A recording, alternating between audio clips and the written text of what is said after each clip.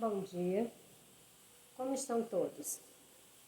Desejo que nós tenhamos um ótimo dia e que possamos aproveitar toda essa semana e que possamos aproveitar de uma forma inteligente o tempo de que dispomos, que agora nesse momento, por circunstâncias não tão agradáveis, nós temos tempo disponível, não é? Bem, meus amores, convido vocês a abrirem o livro na página 110, página 110 do nosso livro de História da Arte. O tema é o tema de número 4, lugares para criar. Mas antes de falarmos sobre isso, eu quero deixar dois pensamentos aqui bastante interessantes.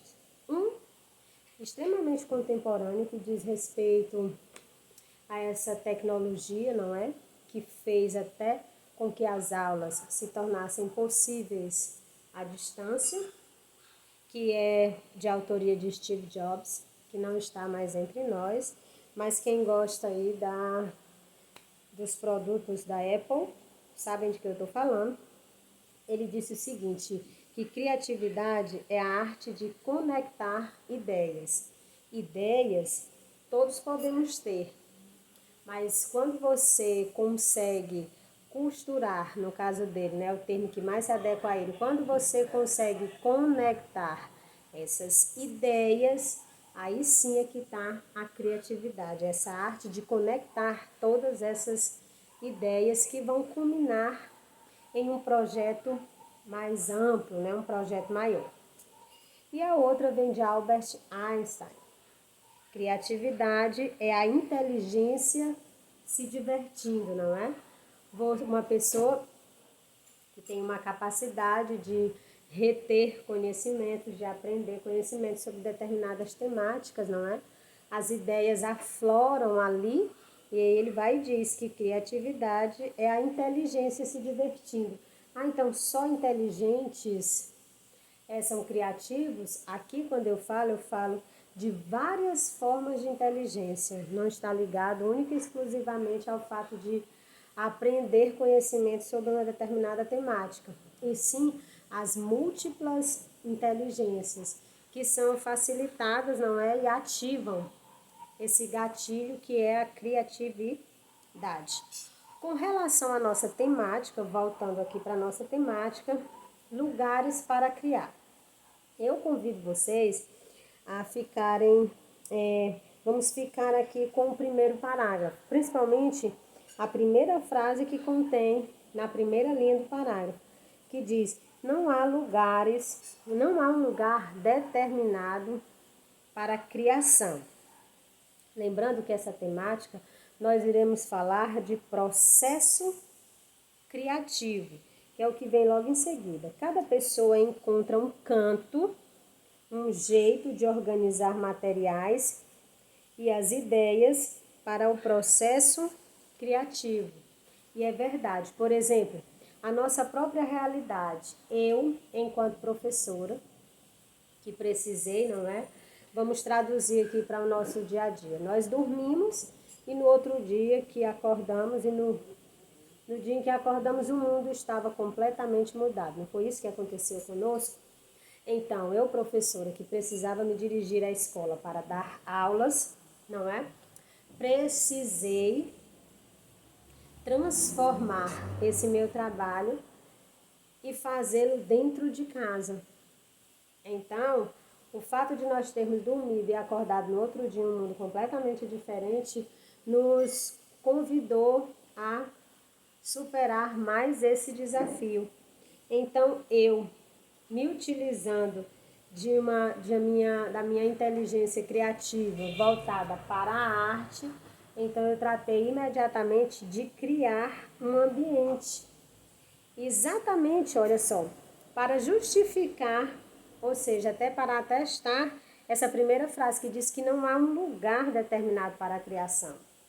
Esse lugar, ele advém da necessidade do artista. Aqui no caso, a necessidade da professora, eu transformei um cantinho particular em um ambiente propício para dar aula. A necessidade me fez desenvolver. Se você voltar na minha primeira aula, você vai ver que meu paredão aqui não tinha nada, era só uma parede branca. Mas eu querendo dar um visual, uma qualidade, uma estética melhor no meu ambiente, tornar mais agradável para você que está assistindo a minha aula, então eu tratei de produzir esse mural aqui que está por trás, não é? Que faz meu visual na parte de trás. Pois então, vamos falar de processo criativo, que é ele que diz, não é? Cada pessoa encontra um canto, um jeito de organizar os materiais e as ideias para o processo criativo. Na arte contemporânea, os artistas usam materiais muito diversos e seus locais de trabalho podem ser nada convencionais. Bem, meus amores, esse meu local de trabalho ele não é nada convencional. O que viria a ser convencional? Estarmos juntos em uma sala de aula, não é isso? Então, o que vem a ser esse processo criativo? É essa base da estrutura de boas ideias para um projeto. Seja ele o projeto que precisar, que deve ser apresentado. E a criatividade, ela é o início de todo o trabalho artístico. Por exemplo, em um processo da criação de um quadro, em um filme, um livro, um espetáculo de dança, uma performance, todas essas expressões artísticas, ela tem como ponto comum a criatividade. Criar essa forma de se expressar, de comunicar que transpõe essas barreiras. Ela se relaciona com algo imaginativo e resulta no novo. A criatividade, ela dá origem a coisas novas. Não que o sistema EAD seja algo novo, mas o que a professora Jusileide está fazendo hoje, para ela é algo completamente novo e extremamente desafiador. Não é? Essas 7 artes aqui que eu acabei de citar, um quadro, um filme, um livro, um espetáculo de dança, uma performance, todas elas fazem parte nessas 7 manifestações artísticas. O processo criativo dela é multidisciplinar, ou seja, ela conversa com a história de vida do artista, seu contexto, suas experiências, os materiais e a música de que ele dispõe. Mais uma vez, me colocando como exemplo, por exemplo, eu tenho certas habilidades artísticas, mas não me considero uma artista, mas eu tenho uma certa habilidade com traços, com linhas, com pontos, e eu gosto da criatividade. Se eu pudesse dar um zoom aqui, se a minha aparelhagem fosse high-tech bem moderna, não é? Então eu poderia dar um zoom aqui e vocês iriam perceber que aqui é a união de várias folhas de papel chamex e um pincel na cor preta permanente. Eu utilizei esses materiais do que eu dispunha, porque papelaria não é um comércio essencial, então não pode ser aberto. Então eu usei o material de que eu dispunho para poder criar. Então, o meu lugar de criar, quando se fala em arte, a pessoa já pensa logo. Arte, um pintor tem um ateliê. Um grande coreógrafo tem uma sala de dança, um estúdio de dança. As pessoas gravam suas músicas em estúdios de gravação famosos, não é? As novelas são feitas em estúdios cada vez mais tecnológicos, tem os grandes estúdios de cinema. Então, quando se fala de arte, você já vai logo, o lugar comum para criar são estes lugares que eu especifiquei.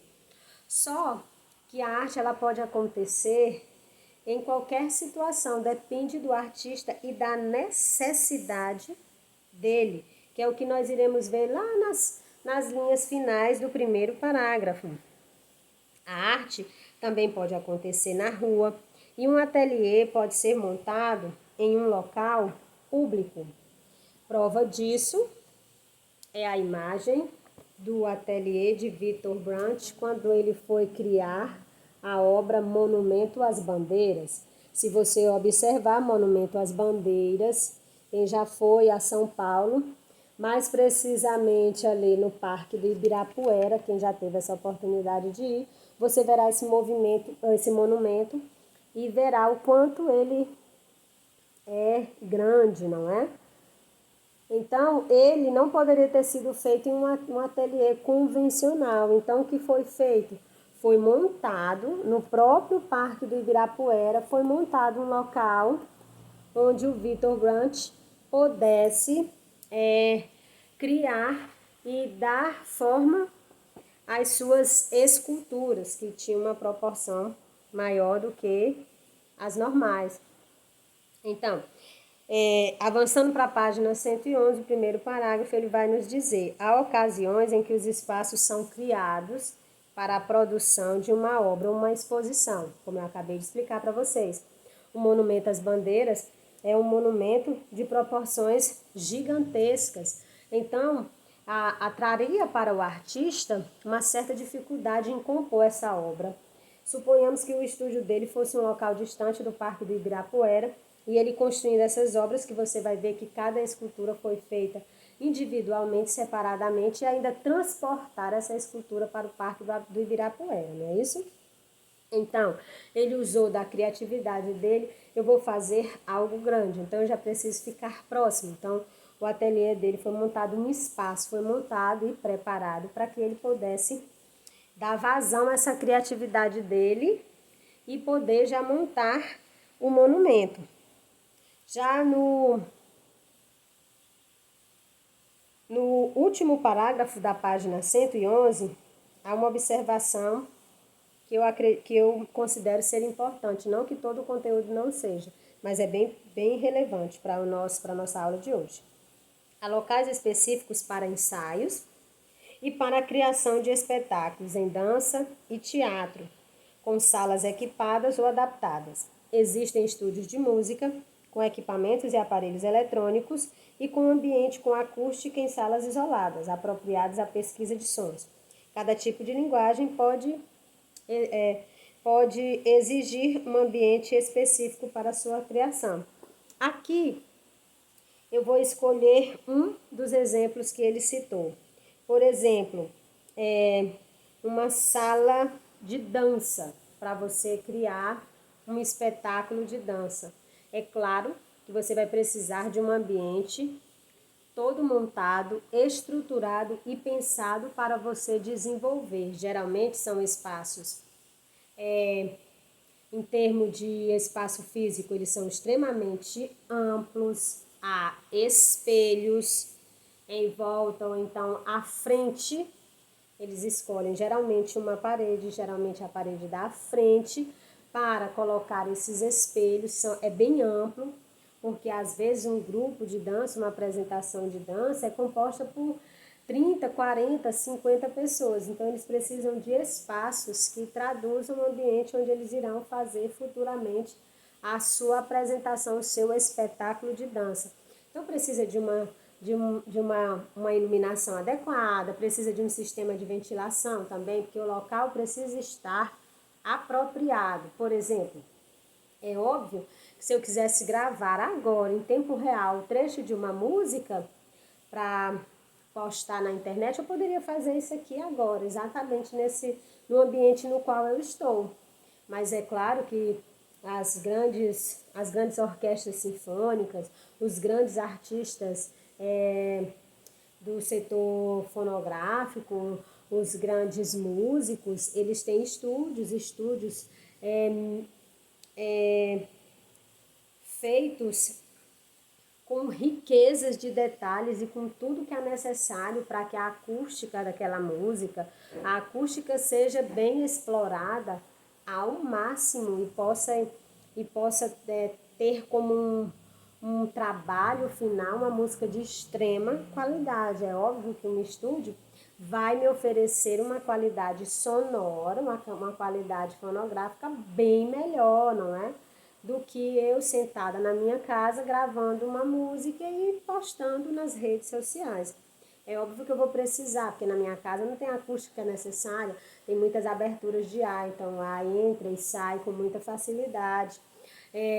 Pessoas conversando, e e outras situações que podem acontecer, entendeu? Que eu não consigo evitar. Um ambiente isolado, eu consigo evitar sons externos interfiram naquela minha produção musical. Mas isso eu estou falando também com relação à música. Mas é óbvio que assim como eu posso criar um local para criar, eu também, em determinadas situações, eu vou precisar de ambientes adequados. Por exemplo, uma bailarina, né? Bailarina clássica, se tratando de balé clássico. Balé como um todo, contemporâneo, clássico, é óbvio que eles precisam de uma sala e a sala esteja toda adequada para que as bailarinas possam desenvolver aquilo que é próprio da sua área. Então é óbvio que uma bailarina não poderia desenvolver um belíssimo trabalho se tivesse exposto em uma praça pública, treinar todos os dias em uma praça pública. É possível? Eu digo a vocês que muito é possível, mas não teria uma qualidade necessária, já geraria um estresse ali nas bailarinas, já não daria a elas toda uma capacidade de concentração, por conta dos transeuntes, ou seja, as pessoas que vão e vêm, as coisas que acontecem atraem a atenção. Quando eu quero foco, quando eu quero determinação, quando eu quero empenho, não é? Então eu vou ter que levar essas meninas para um local adequado, para que elas possam focar e pensar única e exclusivamente naquele processo criativo que o balé ou então que o grupo de dança precisa para desenvolver uma apresentação. Por exemplo, eu trago aqui como 2 exemplos do que eu falei, não é?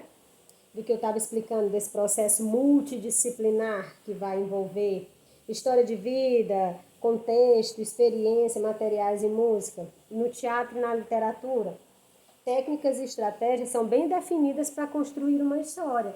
Quando você vai, se você tem a oportunidade de ir para uma peça, para uma apresentação de uma peça em um teatro, você vai ver que a história ela precisa ser bem costurada, o que eu estou querendo dizer. Precisa ter um meio, precisa ter ali um começo, um meio e um fim, e aquilo precisa estar bem estruturado e precisa ter algo que envolva e que prenda ali o público, para que ele não fique entediado, levante e saia. Então é necessário que haja um enredo, crie-se toda uma situação, precisa haver um clímax, o enredo precisa estar totalmente preparado para envolver o público, porque no teatro há uma interação ali imediata, há uma troca imediata entre a produção teatral, não é? Entre os artistas e o público. Então precisa haver uma interação, eles precisam trabalhar a oralidade, precisa dar uma potência na voz, precisa trabalhar bem a interpretação, o ambiente precisa estar todo adequado à história, entendeu? Então é preciso ter tudo, eles se preocupam com os mínimos detalhes, porque a interação ela é imediata. Então aquela produção precisa aprender. Por exemplo, na literatura, para os que gostam de ler, então a história precisa ser interessante, precisa ser bem construída, bem escrita, para que o leitor fique preso a ela, que o leitor já fique com uma expectativa para a próxima página. O mesmo também acontece com as produções cinematográficas. Por exemplo, uma produção, A Jornada de um Herói, em um filme, precisa ser toda bem construída. Quando você faz um filme, quando os grandes estúdios começam a produção de um filme, eles pensam logo se o enredo vai girar em torno de alguém que é considerado um herói, seja ele fictício ou não, a história precisa ser bem construída, bem elaborada em torno dele, para que seja algo que lhe prenda e que você só queira sair da sala de cinema quando terminar. E que cada segundo do filme é um convite a um pensamento. Nossa, o que vem agora? O susto que a gente toma, o frio na barriga, a expectativa da cena seguinte. Então precisa ser atraente para conquistar e para trazer aquele público, não é? Para aprender aquele público. Então, aí também os lugares para criar precisam ser lugares estratégicos. É possível criar em ambientes nada convencionais? Sem dúvida. Mas há situações e há propostas artísticas que realmente precisam de um ambiente próprio para que ela se desenvolva, para que o processo criativo ocorra da melhor maneira possível, não é? Eu tenho ideias. Meu processo criativo, eu tenho ideias. Eu preciso fazer uma boa costura, eu preciso ser extremamente inteligente, aqui já pegando as duas frases de Jobs e a de Albert Einstein. Eu tenho ideias e eu preciso conectar essas ideias de uma forma inteligente.